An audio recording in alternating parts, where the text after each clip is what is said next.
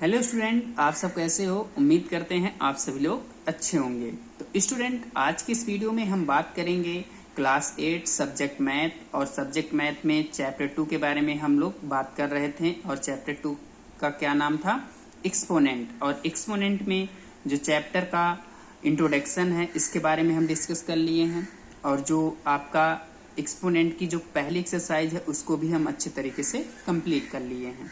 तो आज की इस वीडियो में हम इसके आगे पढ़ेंगे कि जीरोस क्या होता है और निगेटिव इंटीग्रल एक्सपोनेंट क्या होता है। इन सभी के बारे में डिस्कस करेंगे, जिसके हेल्प से हम क्या करेंगे, एक्सपोनेंट की 2b जो एक्सरसाइज है, मतलब जो दूसरी एक्सरसाइज है, उसको हम इजीली सॉल्व कर लेंगे। तो इसके पहले आपको इस चीज को जानना पड़ेगा। जब तक आप जान नहीं पाएंगे तब तक आप एक्सपोनेंट की दूसरी एक्सरसाइज नहीं सॉल्व कर पाएंगे। तो चलिए स्टूडेंट, बिना टाइम वेस्ट किए वीडियो को स्टार्ट करते हैं। हाँ, वीडियो में आगे बढ़ने से पहले अगर आप चैनल पे नए हैं तो चैनल को सब्सक्राइब कर लें और वीडियो को लाइक करना ना भूलें। और इस वीडियो को अपने फ्रेंड के साथ भी शेयर कर दें, जिससे उन्हें भी इस वीडियो से ज़्यादा बेनिफिट हो सके। तो चलिए स्टूडेंट, हम वीडियो को स्टार्ट करते हैं। तो यहाँ पर देखिए जो आपको पढ़ना है, और ये आपके बुक का एकदम सेम जो भी दिया गया है उस चीज़ को हम लेके आए हैं और इस चीज़ को आपको समझना है। तो पहले यहाँ पर देखिए क्या लिखा गया है, zero and negative integral exponents. अब इसका क्या मतलब है? यहाँ पर देखिए एक चार्ट बना होगा, आपके बुक में दिया गया होगा, और इसको क्या करिए आप अच्छे से समझ लीजिए। देखिए यहाँ वी हैव, अगर कहा गया कि ए की पावर 5 को डिवाइड किया जाए a/5 से, तो इसको जब हम लिखेंगे तो ये जो है, अगर इसको हम, ये जो आपका डिनोमिनेटर है, डिनोमिनेटर को ऊपर करें तो ऊपर जब ले जाएंगे तो जो ए पावर है, मतलब इसकी जो ए की पावर है, ए माइनस हो जाएगा। तो आपको पता है जब बेस सेम हो और पावर डिफरेंट हो या कुछ भी दिया जाए, अगर बेस सेम है तो मल्टीपल के रूप में, अगर बेस सेम है तो पावर क्या हो जाएगी, प्लस हो जाएगी। तो आपको पता है जब हम इसको ऐड करेंगे तो कितना हो जाएगा, ये 0 हो जाएगा। ठीक है, ये आपका 0 हो जाएगा।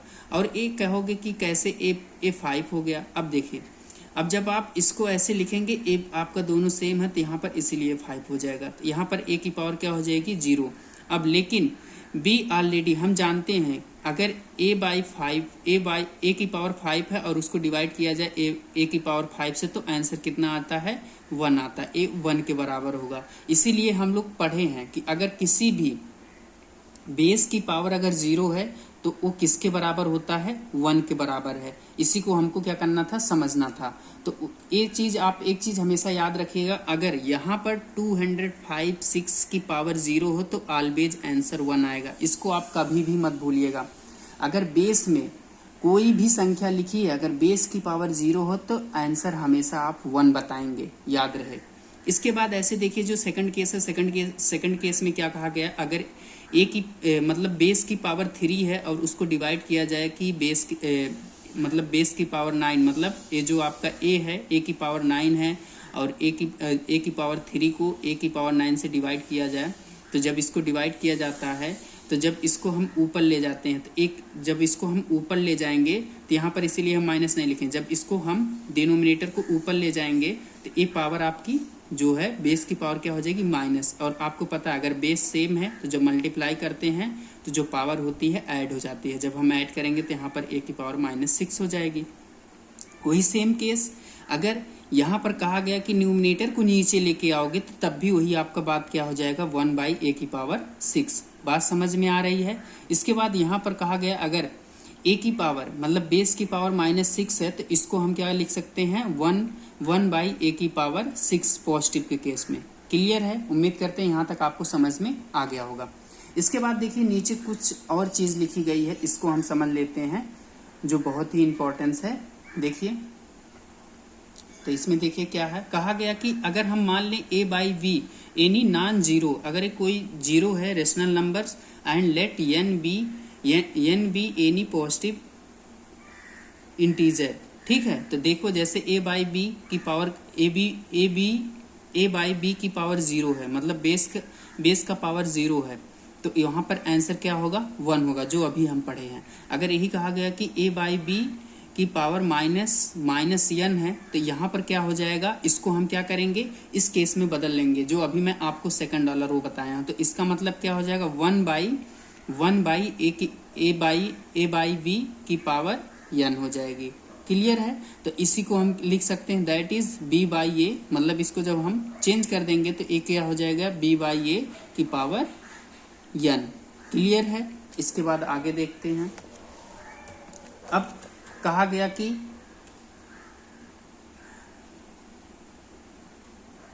अब देखिए कहा गया law of exponents for all integral power, जितने भी इंटीग्रल पावर हैं उनके कुछ लॉ होते हैं एक्सपोनेंट के।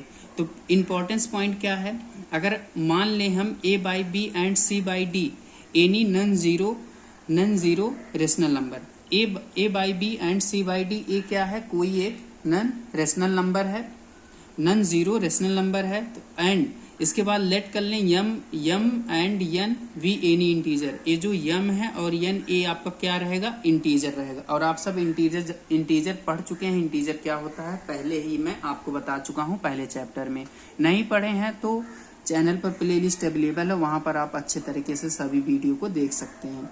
अब देखो पहली प्रॉपर्टी जो आपका एक्सपोनेंट की पहली प्रॉपर्टी है, ला नंबर फर्स्ट, इसमें क्या कहा जाता है, a/b की पावर क्या हो, m हो, अगर उसको मल्टीप्लाई किया जाए a/b की पावर n। कहा गया कि अगर बेस सेम है, देखो ये बेस सेम है, इसका a/b और a/b पावर सेम, मतलब बेस सेम है और पावर कुछ भी हो, तो हम क्या करते हैं, एक बार बेस को लिखेंगे और उस पावर को ऐड कर देंगे। ये आपकी पहला लॉ हो गया। इस लॉ में क्या बताया गया कि अगर आपका बेस सेम है पावर डिफरेंट है तो हम क्या करते हैं, ऐड कर देते हैं।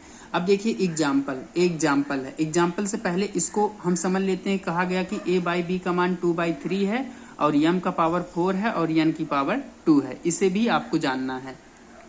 तो देखिए ये कैसे हुआ, कहा गया कि अभी मैं यहाँ पर आपको बता दिया कि a/b का मान कितना है, a/b का मान 2/3 है और m की पावर 4 है, n की पावर 2 है। तो देखो इसी फर्स्ट लॉ पे एग्जाम्पल हम समझ लेते हैं जिससे आपको और अच्छे समझ में आ जाएगा।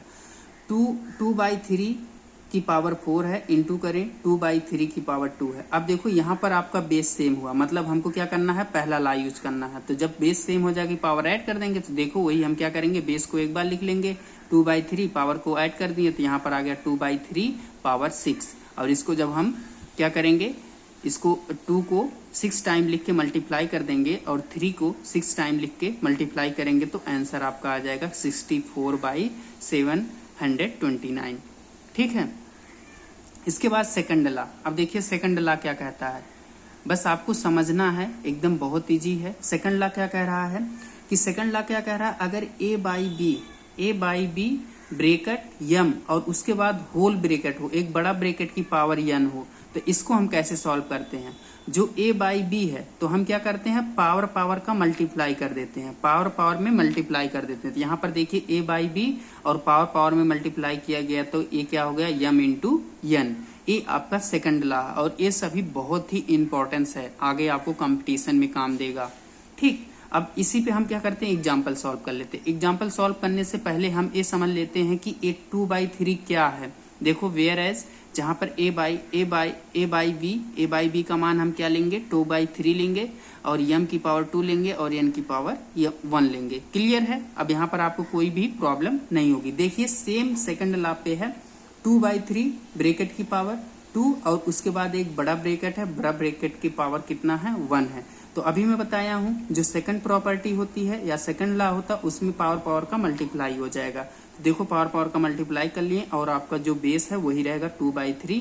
तो जब हम 2 का मल्टीप्लाई 1 बार पढ़े, 2 का टेबल 1 बार पढ़ेंगे तो कितना आ जाएगा, 2 ही आ जाएगा। और ऐसे 2/3 पावर 2 हो जाएगी। और इसके बाद जब हम 2 को 2 टाइम लिख के मल्टीप्लाई करेंगे और 3 को 2 टाइम लिख के मल्टीप्लाई करेंगे तो 4/9 हो जाएगा। तो उम्मीद करते हैं आपको सेकंड भी लॉ समझ में आ गया होगा। अब हम नेक्स्ट लॉ की बात करते हैं। अब देखिए नेक्स्ट लॉ क्या कह रहा है, नेक्स्ट लॉ में आपको क्या बताया जा रहा है, नेक्स्ट लॉ मतलब जो थर्ड लॉ है, थर्ड लॉ में क्या कहा गया, a/b की पावर m है इंटू c/d और पावर यम है। इसमें क्या कहा गया, अगर बेस सेम ना हो और पावर सेम हो, बेस सेम ना हो, बेस सेम ना हो और पावर सेम हो, तब इसको हम कैसे लिखेंगे। तो हम क्या करेंगे, जो आपका बेस सेम नहीं है, बेस बेस का मल्टीप्लाई कर देंगे, पावर को 1 टाइम लिखेंगे। देखिए a by B multiply c by D, मतलब बेस बेस का मल्टीप्लाई कर देंगे, जो पावर है उसे 1 टाइम लिख देंगे ब्रेकेट लगा के। क्लियर, ये आपका हो गया थर्ड लॉ। अब इसको समझ लेते हैं एग्जाम्पल से, और अच्छे से समझ में आ जाएगा। तो देखो यहाँ पर कैसे 2/3 है और 2/4 है, ये हम कैसे लिख दिए। इसमें क्या है, तो पहले हम समझते हैं वेयर एज, मतलब इसका मतलब हुआ कि a बाई बी का मान हम 2/3 लेंगे और c बाई डी का मान ले लेंगे 2/4 और यम आपका यम का मान 2 हो जाएगा। तो देखो सेम इसी थर्ड लॉ पे एकदम ये वैल्यू हम पुट करके इसको अच्छे से समझ लेते हैं। 2/3 पावर 2 और 2/4 पावर 2। यहाँ पर क्या हुआ, बेस आपका डिफरेंट है, बेस आपका डिफरेंट है शॉर्ट फॉर्म में, और पावर आपका सेम है। तो ये आपका हो गया कौन सा लॉ, थर्ड लॉ। अब इसमें क्या करना है आपको, जो बेस डिफरेंट है इसको मल्टीप्लाई कर देंगे, ब्रेकेट लगा के पावर 2 कर देंगे। तो देखो जब 2 का टेबल 2 बार पढ़ेंगे 4 हो जाएगा, और यहाँ पर जब हम 2 की मल्टीप्लाई मतलब 2 का टेबल 1 बार पढ़ेंगे तो 2 हो जाएगा, और 3 का टेबल 2 बार पढ़ेंगे 6 हो जाएगा, और पावर आपको ब्रेकेट लगा के पावर लगा देना है 2, और जब 2 को 2 टाइम लिख के मल्टीप्लाई करेंगे 4 हो जाएगा, और 6 को जब 2 टाइम लिख के आप मल्टीप्लाई करेंगे तो 4/36 हो जाएगा। क्लियर है। इसके बाद लॉ नंबर 4। अब लॉ नंबर 4 क्या कह रहा है, इसको समझ लेते हैं, बहुत ही इजी है। देखिए लॉ नंबर 4 में क्या कहा गया, अगर a बाई बी का पावर यम हो और उसको डिवाइड किया गया a बाई बी और पावर n हो, तो इसको हम कैसे सॉल्व करते हैं। अब ध्यान से सुनिएगा क्या कहा गया। अभी मैं आपको बताया हूँ, पीछे भी पढ़ाया हूँ कि अगर ऐसा केस आपका लिखा है, जो आपको मैं चार्ट बनाया था दिखा देता हूँ। यहाँ पर देखिए ए केस है ना, यहाँ पर देखिए ए केस है ना, ए वाला देखिए सबसे अच्छा, यहाँ पर ए देखिए है ना, कि इसको हम क्या करते हैं, अगर ए माइनस है तो इसको हम इस प्रकार से लिख सकते हैं। तो सेम वही केस यहाँ पर हुआ है, इसको समझिएगा आप। ला नंबर 4 है। ला नंबर 4 क्या कह रहा है कि कह रहा है अगर a बाई बी की पावर m है और उसको डिवाइड किया गया a बाई बी की पावर n से, तो इसको हम कैसे लिख सकते हैं। इसको जब मल्टीपल के रूप में लिखेंगे, मतलब इसको जब हम ऊपर लेके जाएंगे तो a क्या हो जाएगा, माइनस में हो जाएगा, और इसके बाद बेस सेम हो जाएगा।